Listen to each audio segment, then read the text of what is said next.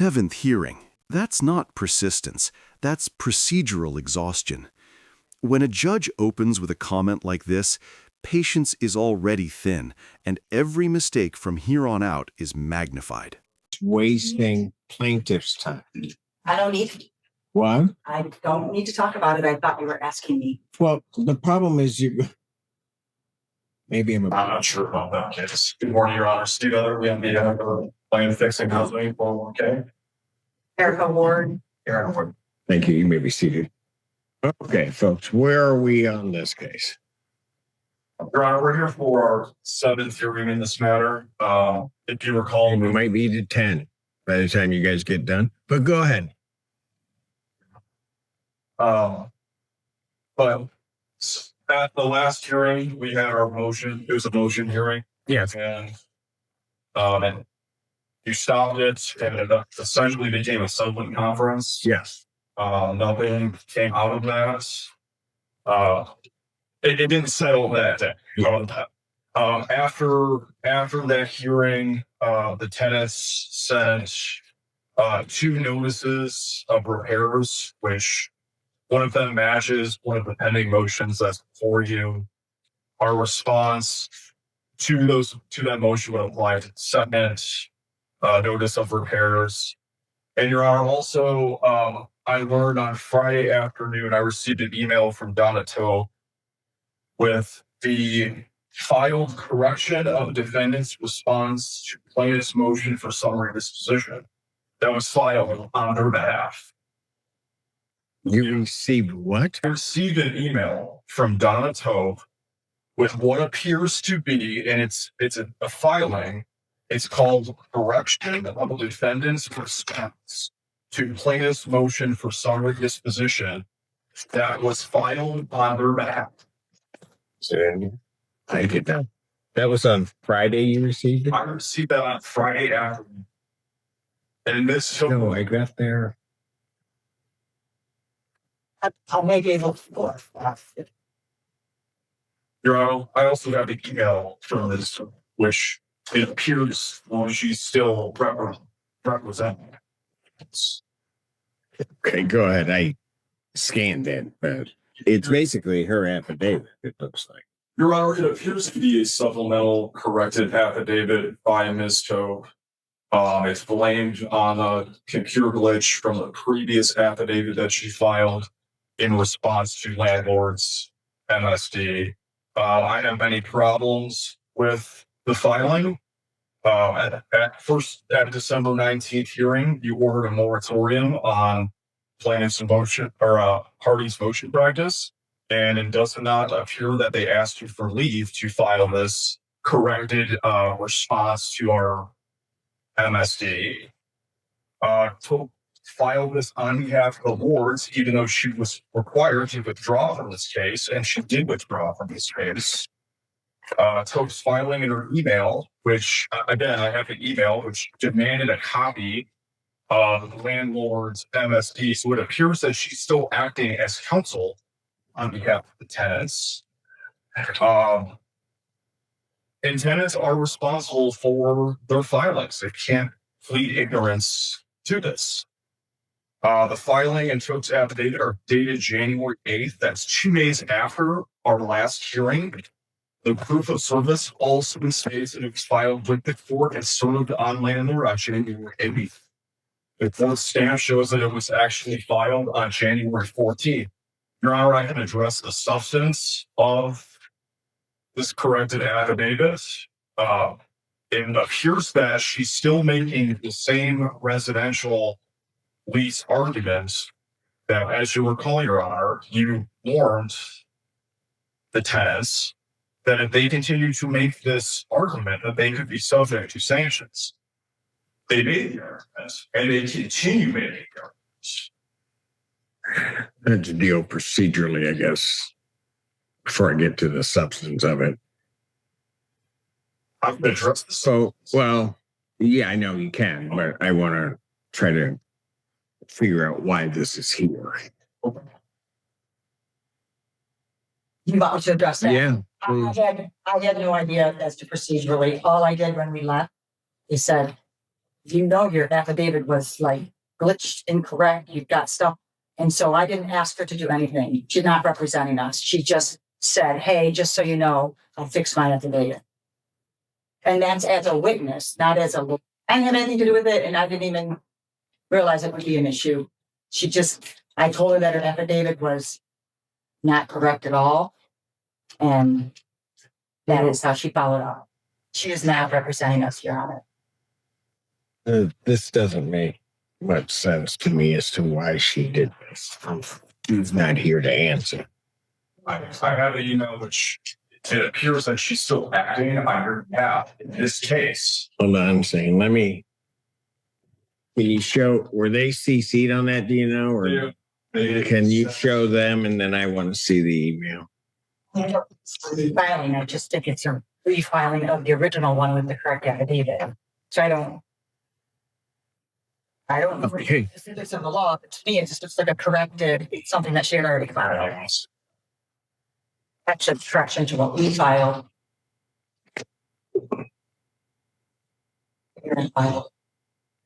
Mr. Ward, I guess it would be one thing if you had filed something saying, here's the corrected affidavit. And if you went to Ms. Tope and said, this is all wrong, here's the corrected affidavit, and you guys sign off and you file. That's one thing. This is a whole other thing along when you take it in the context of that email. I don't know why she's still communicating with counsel. It doesn't make any sense to me. I did not ask her to do that at all. And I understand what you're saying. It would have made sense for her to correct her affidavit and hand it to us so that we could submit it. I have no idea why she did that. So here's where we get into another thing. She filed this without your permission.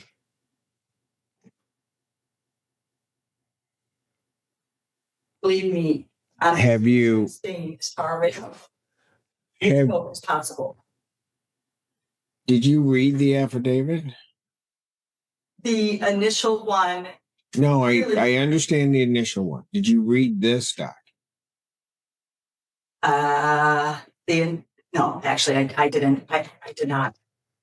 I did not know.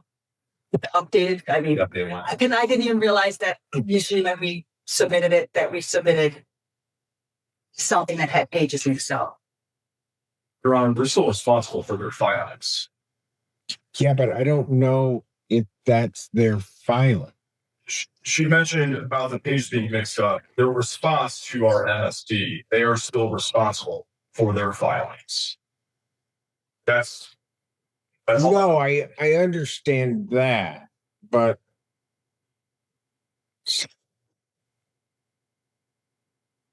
I don't know how I hold them responsible for things that were filed without their knowledge, is what they're telling. That's the difficulty I'm having. Right? Is that, procedurally, if Ms. Tope came along and filed this,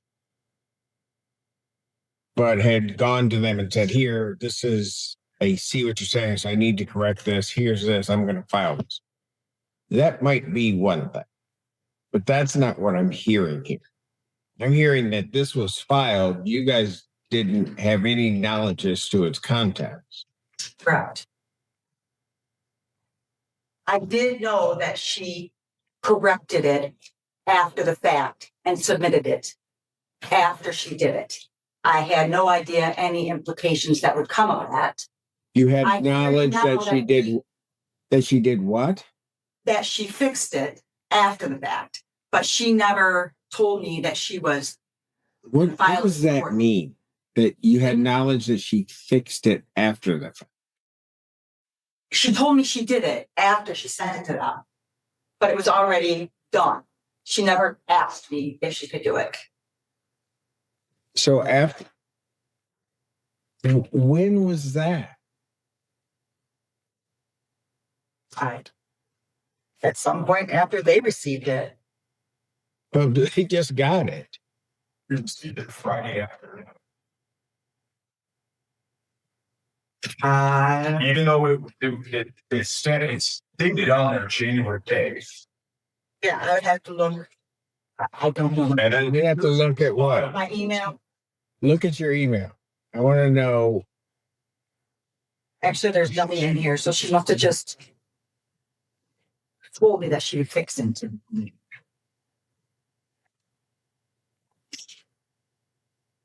If this is any help in understanding my brain frazzle, I also have a case of strangles. I would add in the context that Ms. Tope is still representing them in a circuit court action. Yes. My understanding was that we were here today to continue settlement talks, and that the Well, settlement that we ma'am, presented on ma'am. 6th was rejected. Right. Okay. We might be. And I may have called the parties back and said, look, where are we? I mean, if counsel kind of let me know where his class, but the problem I'm having and what is creating a bit of a difficulty here is that there are documents that are being filed in this action, not by you. This is where things start going sideways. A withdrawn attorney filing documents is a serious problem, not just messy, but potentially unethical. The court now has to figure out who authorized what and whether anyone crossed a line. Or with my permission. I don't know how it. Was there anything recently filed in the circuit court action? No, Your Honor. Yes, our witness list. Yes. Right. Okay. But I mean, anything else by Ms. Tope that was.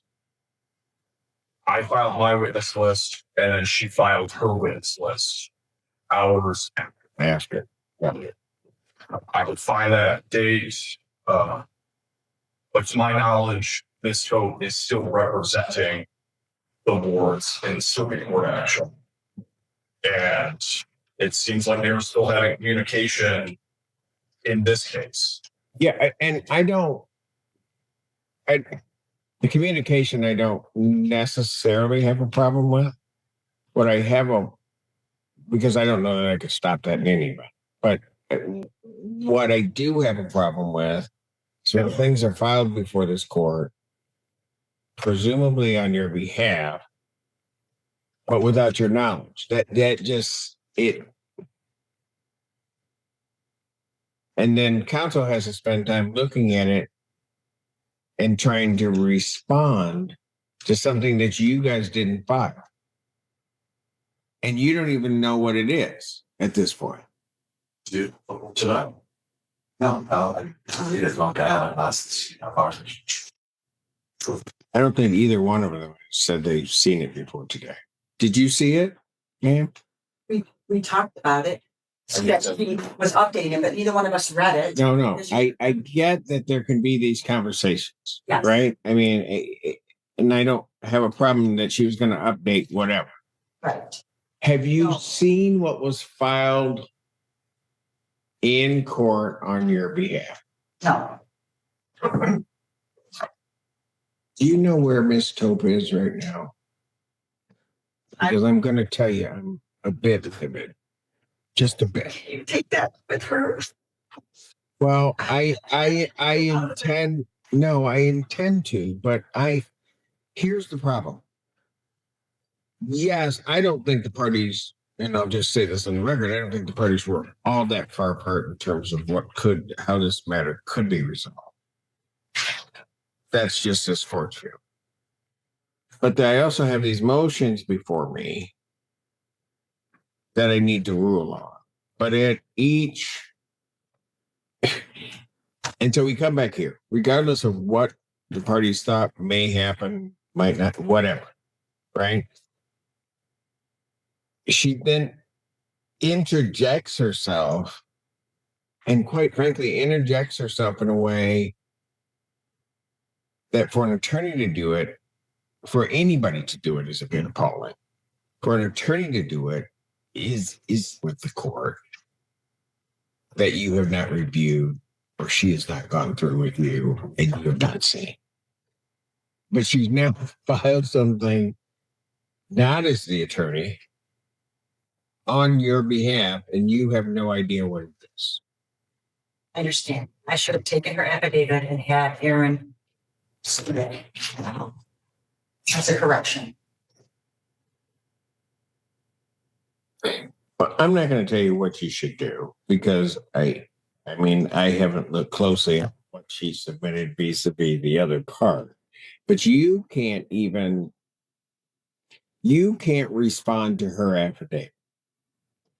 As a witness, I thought because she was a witness to the but the affidavit is submitted as part of a motion for summary disposition. So if we go forward with the motion for summary disposition, you don't know what that says.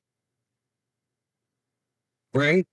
Right. I mean, I have a general idea, but no. Specifically, no. You don't know what it says. Correct. The only general idea you may have is what Miss Tope in the moment told you she was going to do. But you don't know what it says, do you? No, not specifically. So if I have counsel respond to the substance of this affidavit, I just want to be clear. You can't respond to the substance of what's been filed. Oh, I cannot give you the specifics of the substance of what was filed other than it was the affidavit. And I know in general, as a boarder, what happened with her horse and injuries sustained due to the fencing. And the witness that she is to the collapsing buildings and the fallen trees and the heavy equipment. But this is wasting the court's time, and it's wasting plaintiff's time. I don't need. What? I don't need to talk about it. I thought you were asking me. Well, the problem is maybe I'm a bit unclear. Counsel receives this on Friday.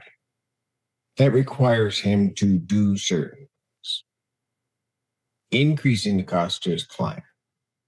He comes here and then has to spend time in this courtroom making an argument regarding something that you don't know anything about, but are connected enough to the person that filed something on your behalf. That's a problem. Your Honor, I also add this has been a habit. We've had hearings set and tenants file motions and send them to me 2 days before the hearing. I get that part of it. And most of that stuff we can sort through, but when that was happening, I think we got a motion for summary judgment the day of your confirmation. No? Well, you may have gotten it, but I think somebody. Yeah, was noticed for the same day. I'm gonna let you go ahead and argue your motion. All right, go ahead. Your Honor, would like me to address the affidavit? Yeah, I knew we were gonna get there.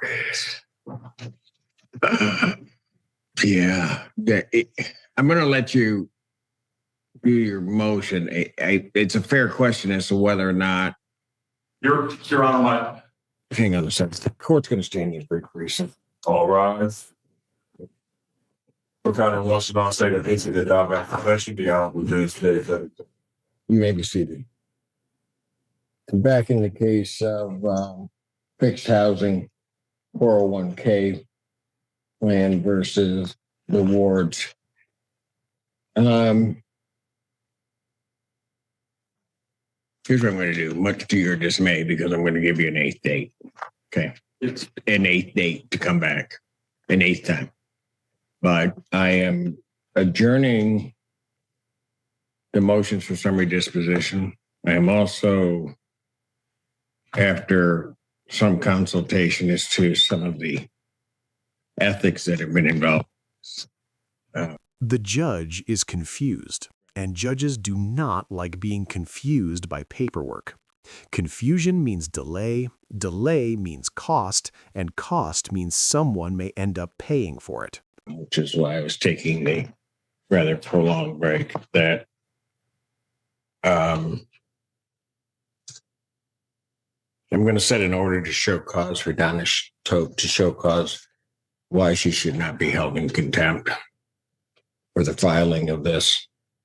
I would just place Ms. Ward, I would place you on notice that you have made a specific representation to this court that you had no knowledge of that representation in terms of setting this notice or setting this order to show cause. Counsel for the plaintiff, in the event that the court would award sanctions and or costs, I would need a billing from you, an appropriate billing from you, laying out from certainly the time Friday, time that you received this, what you had to put in to do that, and your work up to that, as well as what other stuff you may have to deal with this being adjourned out 2 weeks to that date.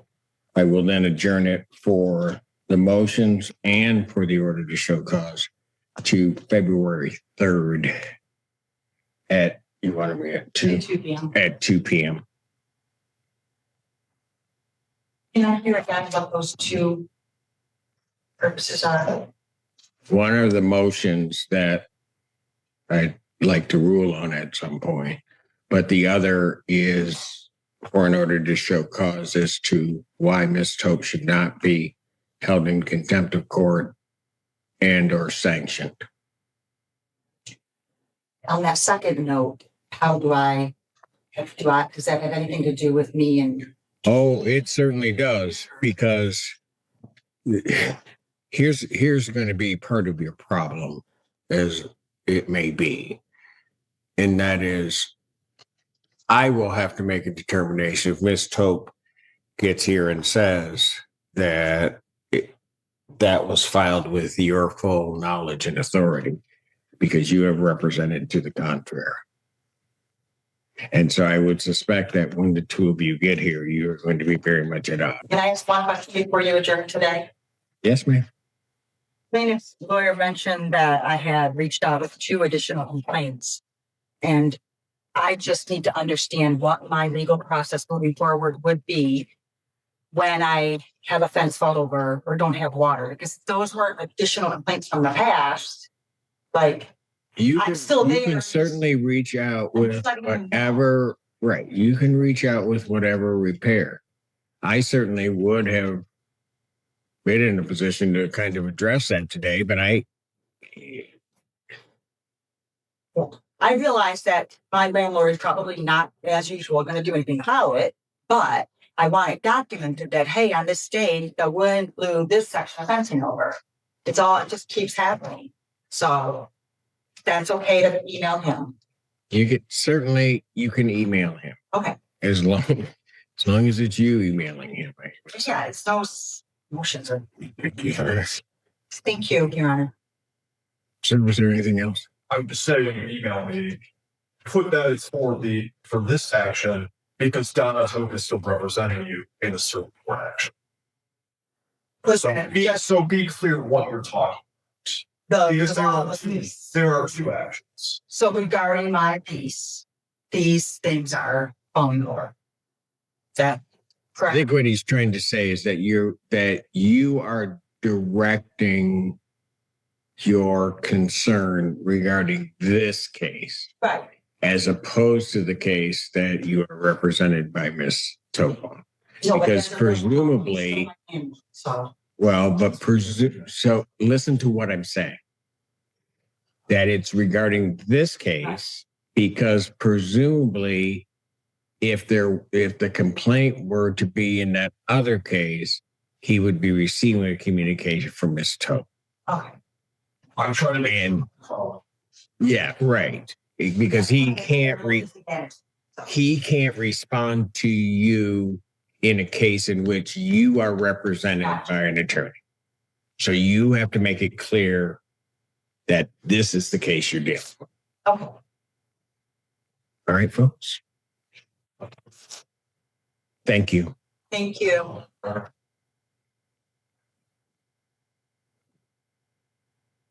And so that, I guess one other thing, I was not aware of that filing because it had gotten put into the file and there was no judge's copy that was presented to the court. So it did not come to